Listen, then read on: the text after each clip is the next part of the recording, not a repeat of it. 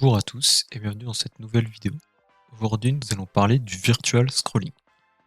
Pour terminer cette section sur les listes et ce qu'on peut en faire, nous allons le terminer avec le virtual scrolling qui y est très lié.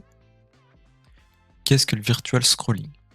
Si nous avons une liste d'items, comme on peut le voir ici, peu importe que nous soyons sur mobile, tablette ou ordinateur, nous avons un certain affichage qui nous affiche la partie visible de notre application. Ici, nous avons un affichage en mode paysage. Selon cet affichage, nous pouvons voir que les items présents à l'intérieur de celle-ci vont être affichés, les autres sont en dehors de notre fenêtre. Si nous utilisons la manière basique d'afficher du contenu avec ngFor, tous ces items seront générés même s'ils ne sont pas à l'écran. Comme on peut l'imaginer, si la liste d'items est beaucoup plus grande, cela aura un impact sur les performances de votre application.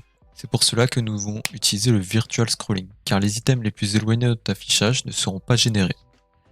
Les items dits plus éloignés se situent à 4 ou 5 items de notre affichage, car ceux qui sont plus proches mais tout de même hors de l'affichage sont pré-générés. Lorsqu'on scrolle, les items disparaissent et sont supprimés et les nouveaux ajoutés. Mais pour éviter que trop d'items soient supprimés et ajoutés en même temps, les items ne sont pas forcément supprimés, ils sont réutilisés mais avec un contenu différent.